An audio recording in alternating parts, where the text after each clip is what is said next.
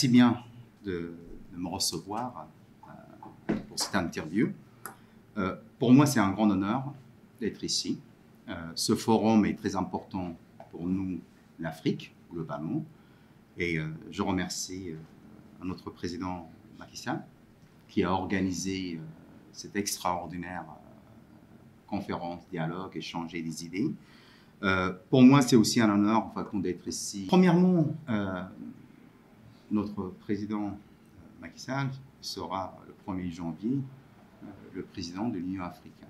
C'est un homme que j'aime beaucoup. J'ai beaucoup d'admiration et de respect pour lui. D'être ici au Sénégal, quand j'arrive, je vois le travail que vous avez travaillé ensemble et que vous avez réussi ensemble.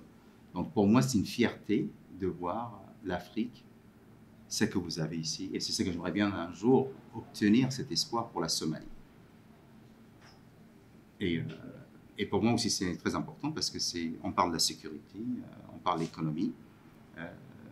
Et quand même, il faut dire que je suis un homme qui a beaucoup d'expérience dans la sécurité et l'économie. 32 ans de ma vie que j'ai passé dans la sécurité. Donc, et le savoir, et je vois très bien qu'on peut apporter des éléments très positifs.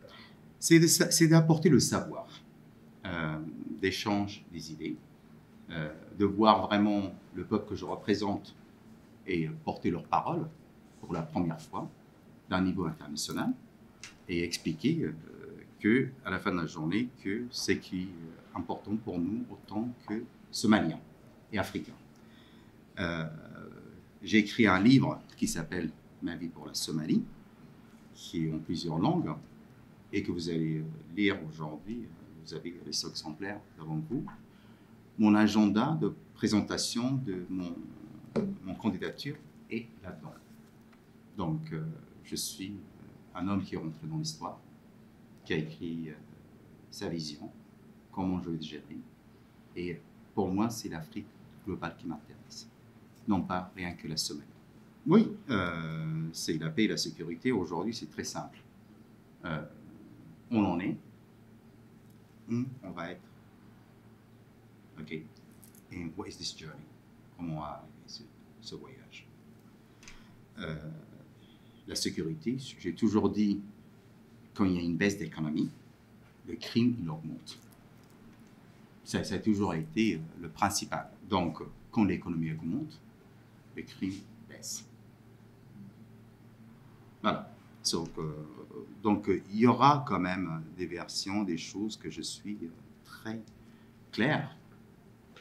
Comment améliorer. Déjà, prenons le cas en Somalie. Le peuple somalien, en fait, compte, ils ne peuvent même pas voter qui ils veulent. C'est géré par les chefs des tribus, par les députés, par des groupes minorités qui gèrent, qui sont pris en otage tout le pays. Ça fait 30 ans qu'on regarde ça. On ne peut plus continuer, nous, les Somaliens. Donc, ayant à voir après ça les problèmes de Al-Shabaab ou Al-Qaïda en Somalie, bah oui, c'est normal, parce qu'on leur donne le plateforme de vivre sur là-dessus. La Somalie aujourd'hui, toute la richesse de la Somalie n'a pas été sortie. Toute la richesse de la Somalie est toujours gardée comme en réserve. Par qui? C'est clair, on le sait très bien par qui. Donc le Somalie aujourd'hui ne transporte même pas un bananier à l'étranger. Et c'est le diaspora somalien qui sont en train de contribuer un fonds énorme. Donc ça, c'est les choses qu'on doit. Et les Somaliens, je leur dis souvent, on a aussi notre responsabilité. On doit se regarder dans le miroir. On doit sortir notre propre produit. Okay. Et une fois qu'on a amélioré l'économie, bah, la sécurité, ça sera gérable. Il faut dire que votre président Macky Sall, à partir du mois de janvier, c'est un homme qui a beaucoup d'expérience, un homme qui apportera pour moi beaucoup de bénéfices. Et vraiment, j'ai hâte qu'il arrive le 1er janvier, sa responsabilité, président de l'Union africaine. Et il y a du travail, il a beaucoup de travail. Et je serai là pour le soutenir aussi. L'Afrique, pour moi, en termes de business, on est ouvert. Mais on veut avoir un bon business. Transparence. Voilà. C'est très clair. On doit changer. C'est très clairement, l'Europe doit prendre nos responsabilités. Et nous, les Africains, et les jeunes d'Africains, on doit prendre notre responsabilité pour avoir une meilleure coexistence. Parce qu'à la fin de la journée, on a besoin de vivre ensemble sur cette planète. Donc, il faut qu'on arrive à un terme que leur intérêt soit respecté et protégé, et notre intérêt soit respecté et protégé. Mais moi, je ne suis pas pour. Je prends tout pour moi et je ne donne rien. Parce qu'on a des peuples à nourrir nous aussi. Et c'est notre richesse. Donc le savoir, on échange. Voilà, c'est comme si vous allez dans un magasin. Vous voulez acheter quelque chose dans un magasin, vous voulez acheter un yaourt, bah oui, bah, vous savez très bien combien ça va vous coûter par le commerçant. Parce qu'il a affiché son prix. Il ne va pas lui dire non, je ne veux pas vous acheter, je vais vous donner ça. Il dira non, merci monsieur, au revoir. Donc ça, c'est la vision commerce international. Et on doit le respecter. C'est vrai que, je suis tout à fait d'accord avec vous, l'éducation, c'est quelque chose de très important. Parce que l'éducation nous apporte ses fruits. Les jeunes de l'Afrique, oui, c'est l'avenir. On doit l'investir, on doit le soutenir, on doit donner leur responsabilité. Et de là, c'est comme en Deuxième Guerre mondiale en Europe. Après la Deuxième Guerre mondiale, bon, il y a eu un problème, une grande faiblesse, parce que le savoir et l'éducation a disparu. Ça a été reconstruit. Et c'est pour ça qu'aujourd'hui, l'Europe bénéficie de cet investissement. Donc nous, on doit investir pour demain, nos jeunesses aujourd'hui. Et nos jeunesses doivent savoir le bien et le mal. Et chacun de nous, on a des responsabilités. Ce n'est pas simplement le gouvernement ou l'ordre de la justice. Ce qui nous dérange, on doit avoir aussi on doit être capable de dire non, ça, c'est pas bon pour nous. Parce que si on ne protège pas nos intérêts, qui va protéger nos intérêts? Personne. Donc voilà, donc pour moi c'est simple, je donne à les gens, et comme je dis, je me vois aujourd'hui apporter le savoir en Somalie. Mais le travail qui m'attend devant moi, c'est pas facile. C'est très compliqué. Très compliqué, comme je viens de vous dire, l'éducation. Parce qu'on a perdu 30 ans d'éducation. Nos certificats de scolarité n'est pas reconnu dans le monde entier. Parce que le monde nous a oubliés. Ou ils ont fait exprès de nous oublier. Et c'est là où j'apporte la Somalie sur la scène internationale.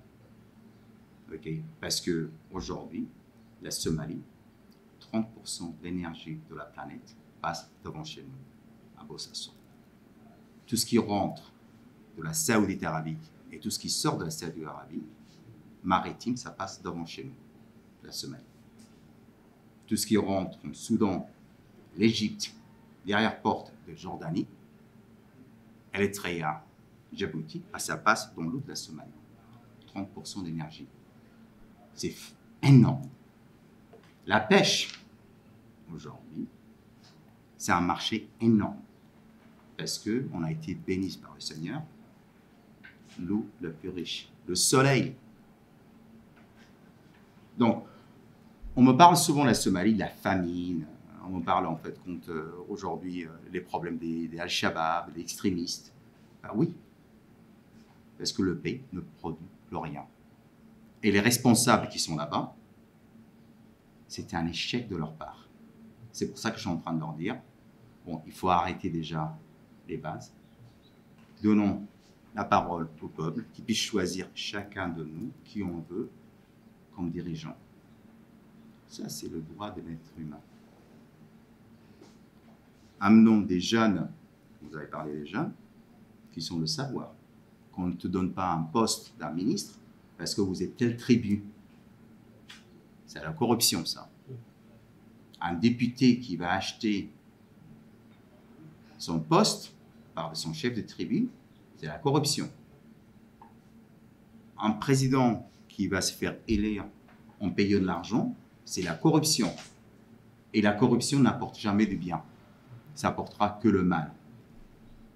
Donc nous, et c'est ce que je dis la communauté internationale, qui sont là aujourd'hui, vous gardez votre fonctionnaire à leur place et on amène la Somalie, c'est que la Somalie mérite, et le peuple somalien et le peuple africain.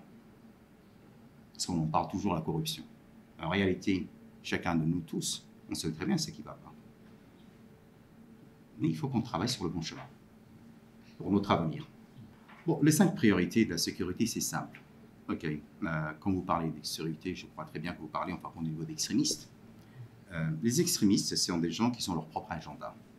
Mais pour survivre, il y a plusieurs chapeaux qu'ils sont en train d'utiliser. La question qu'il y a justement, c'est qu'on ne peut pas gérer une organisation sans avoir moyen financièrement. Le moyen financièrement, ces gens-là cherchent par les locaux. Ils ne sont pas dans les grandes villes.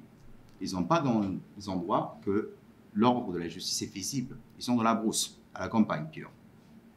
Comme ça, par exemple, le cas de Somalie, d'Al-Shabaab. Al-Shabaab vivent en fait compte. Aujourd'hui, Al-Shabaab récupère plus d'impôts en Somalie que le gouvernement. Al-Shabaab vivent aujourd'hui, les extrémistes, ils arrivent chez vous parce qu'il n'y a pas de la justice qui est à côté, il n'y a pas de la force de l'ordre qui est là, donc vous êtes coupé de tout, donc ils prennent tes enfants pour devenir leurs membres extrémistes, et leur idéologie et leur façon de voir. Ils viennent, ils prennent tes moutons, tes vaches, tes chameaux pour revendre sur le marché. Ils ouvrent leur propre magasin et ils te vendent des produits. Et ils te disent non, vous n'avez pas le droit d'y aller là-bas, vous allez venir acheter tout si vous voulez avoir la paix et la justice. Donc, qu'est-ce qu'il y a eu? Il y a un manque de protéger le peuple de sécurité, le peuple des citoyens dans les pays. Donc, c'est normal que le peuple se donne à eux aux méchants. Parce qu'ils n'ont pas d'autre choix. Mais si la justice et l'ordre, la force est là dans la région, au moins ils ont un choix. Porter plainte, demander le secours. Mais quand vous êtes coupé de tout le monde, vous n'avez rien. Quand vous êtes coupé de tout le monde et vous n'avez rien, vous êtes soumis par cette organisation. Et c'est pour ça.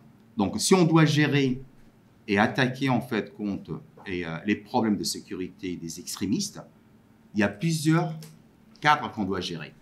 Premièrement, économique, logistique, le savoir et leur façon de réaction. Si on le touche ça, on peut le gérer. Si on peut donner les peuples et les gens qui sont dans la région un moyen de dire non, on ne veut pas ça, ben, ils ne seront pas soumis par ces gens-là. Donc c'est ça que j'apporte pour la Somalie. L'aspect, l'économie, c'est après. Le premier, c'est la paix et la sécurité. Et une fois qu'on a réussi ça, on développe, on donne le savoir, on fonctionne comme tout le monde. Mais on a besoin aussi de la communauté internationale. Mais une façon de transparence. On doit tous travailler ensemble. Je vais être... Je suis tout à fait d'accord. Mais pour mettre en ordre chez nous, est-ce qu'on a besoin des autres? C'est ça la question qu'on doit se poser. Les pays que vous avez touchés là, c'est nous, en fait, compte de notre dirigeant, de notre citoyen, de travailler ensemble pour nettoyer notre maison. On ne doit pas attendre quelqu'un d'autre venir faire le boulot pour nous. Donc, nous aussi, on doit prendre notre propre responsabilité. Okay. Donc, pourquoi en Afrique, on n'a pas des officiers bien formés? Si, on a des officiers bien formés. On n'est pas éduqué? Si, on est éduqué. Donc, ce qu'il y a, c'est une force qui va venir. Déjà, pour vous dire un exemple, vous amenez une force de l'extérieur dans votre pays, ou dans notre pays. Okay. On amène quelqu'un de l'extérieur. Premièrement, il ne connaît pas la culture, la tradition, le terme, le langue. Déjà, en termes de sécurité, c'est un risque pour moi. Parce qu'il peut m'apporter le contraire que ce que j'ai besoin d'eux. Mais un garçon et des jeunes garçons et filles et garçons, avec les parents et les grands-parents et la famille, on sait très bien ce que nous, on a besoin dans notre village. On sait très bien ce qu'on a besoin, le vrai besoin que nous avons besoin dans notre terrain. Donc, les forces internationales peuvent te conseiller, mais ils ne peuvent pas faire le travail pour nous.